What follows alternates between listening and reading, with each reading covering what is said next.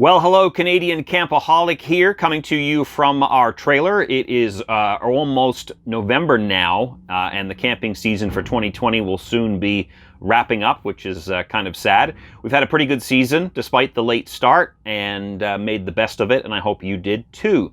As we move into the winter hiatus, some of us might be dealing with our jonesing for camping by buying accessories. So today's video is going to talk to you about, I tried to do top 10, but I think I ended up with like 13 things. But my top things that I would recommend that you purchase to have in your trailer, whether it's a tent trailer, travel trailer, fifth wheel, heck, even a motorhome. A lot of these things are inexpensive, but also really invaluable in helping with your camping experience. So let's kick things off with our first item.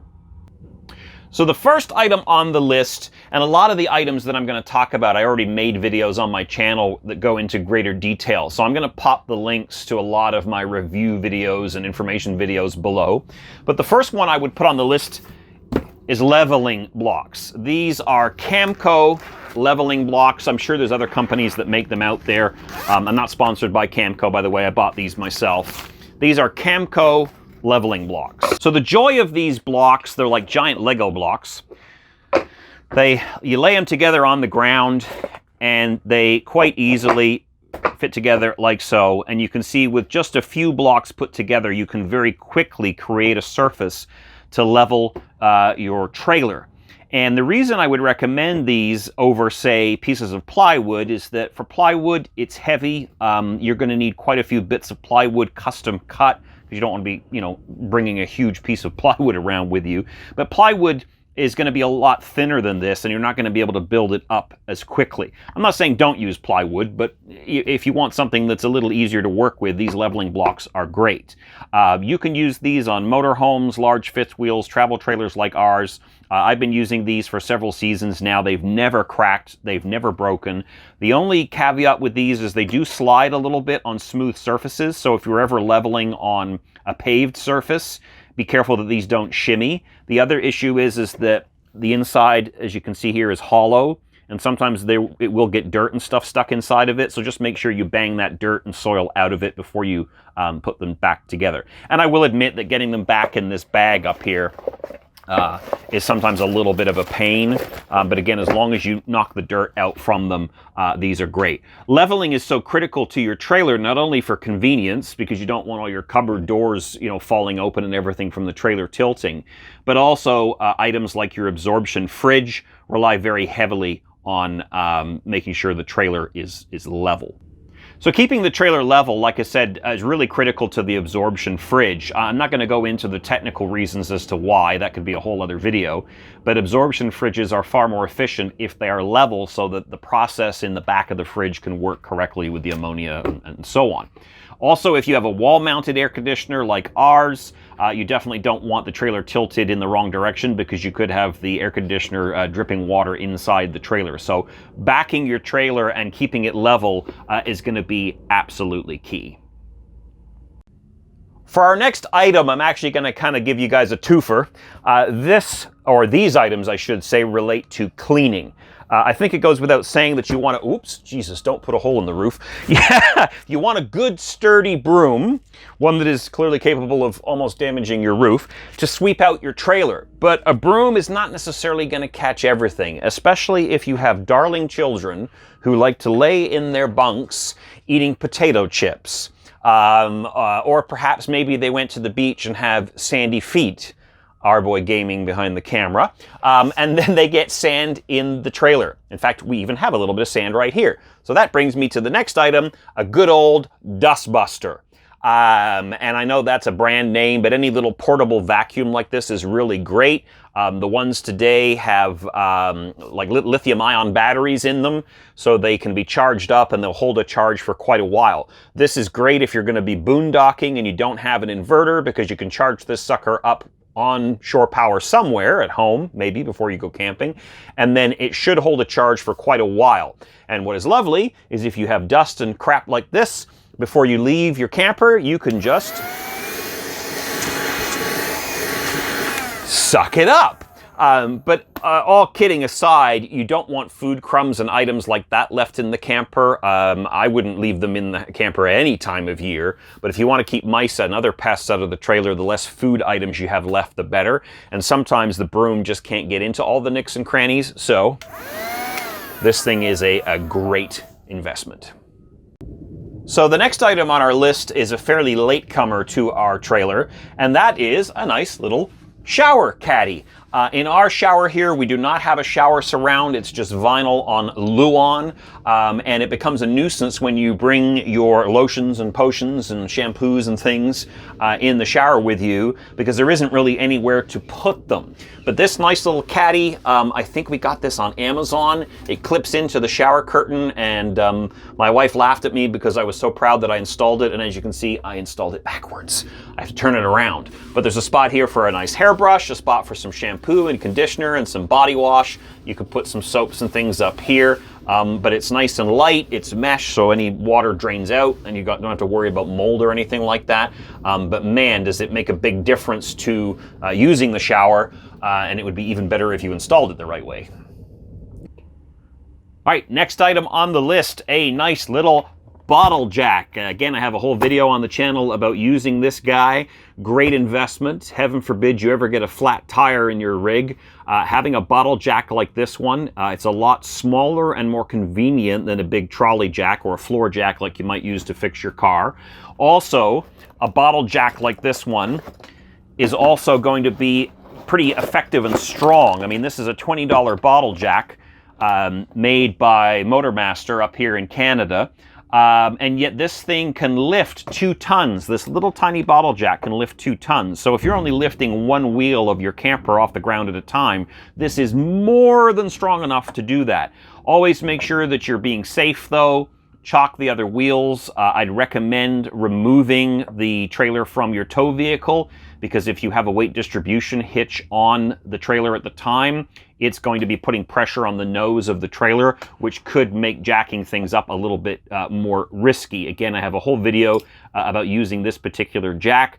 I did camp with our trailer for quite a while without having a jack like this. And if I'd ever got a flat tire, that would have sucked. Yes, you can get roadside assistance for campers. Certainly not cheap. And 20 bucks and some blood, sweat, and tears, and you might be able to deal with the flat tire yourself. This is another item that, again, might come with your rig when you buy it, but might not. And that is, of course, wheel chocks. You want to make sure that when your trailer is parked, when you're taking it off of the back of your tow vehicle at the campsite where you're storing it, what have you, you want to have the wheels chocked so the trailer doesn't roll. These are massive wheel chocks. I mean, these are probably overkill. I mean, you could stop a jumbo jet with these suckers. You might have some that are a little smaller, like we see on this rig next to us here. It doesn't really matter, but a good set of wheel chocks are a great idea. Yeah, you can wedge a piece of wood under there, but I would rather spend a few bucks, get an actual pair of wheel chocks that are designed for the job, and that's going to keep your rig from moving on you when you don't want it to. But the next item I would recommend that you absolutely have to get for your camper is a nice safety lock like this one. You can get a lock for your coupler where a pin goes through here and it locks it. That works too. This one goes up inside the coupler and it has a ball on it. This is made by Reese Towing, and it has a bar going over the top. You can use a key here to release the mechanism and take this off. If somebody really wants to steal your camper, they could probably take a hacksaw to this, but it keeps people honest, and if they're gonna steal a camper, they're probably gonna find one that doesn't have a lock and deal with it first, and probably maybe move on away from yours. So a trailer locking mechanism of some sort, just something to keep the trailer secure, is a great idea, especially if you park it somewhere like this where it's storage and it's away from your home. Heck, even if in your driveway, I would still use this. I guess bottom line, if you don't want your rig stolen, get yourself a lock of some sort. So we talked about leveling blocks, but how on earth are you supposed to know whether your rig is actually level? Sometimes when you buy a camper, it will have bubble levels attached to the side. You can buy some that you attach yourself. If you're gonna screw anything into the side of your trailer, try to screw it into a joist if you can, and make sure you seal it with silicone so that you don't cause a leak.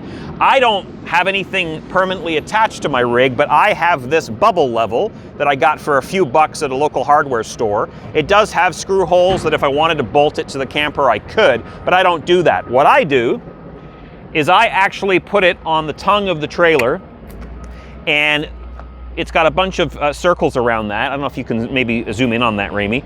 But you can see right now the rig is definitely not level. And as you adjust the wheel chocks, and actually that's a little bit better, you want that bubble to be as close to the center as possible. And there's other levels you can use, like a carpenter might use. This one's nice because you can pick it up and move it around. Now there's lots of schools of thought about where you should put the level. Some people will say put it inside the fridge. Some people will say put it inside the door. Some people will say put it here on the front of the frame. Some people will say put it closer to the coupler. I don't care where you put the level, but check it in a couple of spots or put it somewhere that you know is reliable so that you can level your trailer side to side and front to back. And maybe we'll do a separate video on the channel of how I level our trailer.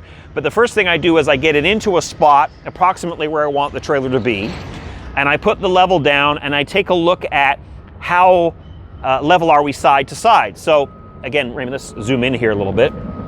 If one side of the trailer is too high, let's say it's this side, you can see the bubbles way up in the air.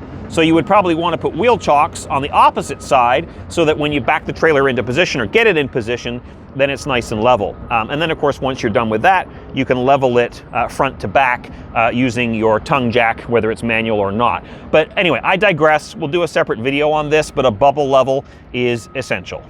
So I'll probably have to shout for this one so you guys can hear me, but you know, if you're going to be using a camper and using that black tank we talked about earlier, you're going to have to dump the tank at some point. Your dealer, when you buy the trailer, should provide you with a sewer hose. Yes, we're talking our good friend, Mr. Stinky Slinky. This is an extra one that we carry on board. This is a 20-foot sewer hose. We've got one that's about 6 or 7 feet that we store in the bumper, and I use that most of the time. Get yourself a couple if you can, because if that one splits and breaks, you're going to be in deep you know what. But yes, definitely make sure that you've got a sewer hose. Make sure when you buy the sewer hose, though, that it has the right connections for it. So this one has a separate bayonet fitting that you've got to install on the end. The one that's in the bumper comes with its own bayonet fitting. But if you buy the hose like this with nothing on it at all, you're not going to be able to attach it to your rig. But you have to have a sewer hose that works and maybe have a backup. The other thing is you want to be sanitary, so make sure when you're handling that sewer hose to dump the tank, get yourself a pair of gloves. You can get a pair of latex throwaway gloves like automotive folks would use. I've got this pair of work gloves, and despite their disgusting appearance, they have been cleaned with bleach and they're quite sanitary. But these are really nice because I can just put them on quite easily. When I get to the dump station, whoops, I can do my business, get everything cleaned off, and then I can just very carefully take the gloves off like this, and then my hands stay clean. I still sanitize because you're dealing with human waste, and then I sanitize these with bleach later. If you don't want to go through that, if that disgusts you, the idea of having reusable gloves, get yourself, like I said, a pair of throwaway gloves to use for dumping your tanks. All right, so another item that I'm going to suggest you get for your camper is, of course, a nice mat, so that when you get to your campsite, and this one's full of sand from our last camping trip, you can put this in front of your rig and roll it out. I'm not at an actual campsite, so forgive me. But you get the idea. The joy of having a mat like this in front of your camper is it's going to cut down on the amount of junk and crap on your shoes and feet that you're going to be dragging inside the rig. This is a pretty small one. We got it from Walmart quite a few years ago. You can get some that are way bigger than this, but they do get rather expensive. In terms of material, as long as it's rated for outdoor use and as long as you like the design of it, it doesn't really matter. But having a mat is great for the outdoor space under your awning. And like I said, it really cuts down on the amount of dirt and junk that you might accidentally track into the trailer. So there you have it. There's a quick list of my top items that I would suggest you get for your camper. As I went through this list today with my son, I realized there was all kinds of other things which I could have added to the list, and you guys are probably at home screaming at the computer or your device going, what about this and what about that? So if you've got some suggestions on some other really great essentials that you rely on in your rig, go ahead and put some notes down below. The thing I like about my list is I think it covers some really key essential items. but also some nice to haves as well. And I want to stress that a lot of the things I've listed here are quite inexpensive. You don't need to spend a fortune to get these things. You don't have to break the bank. There probably are fancier versions of them, but we've camped in this particular trailer for a number of years now, and those things have all made life so much easier. As I mentioned at the beginning of the video, I'm going to pop the link to a number of videos on my channel in the description below that relate to the items we've talked about today. That'll do it for this video, though. Hope you're staying safe, and wish you all the best for the winter hiatus, and we'll talk to you in the next video. Take care.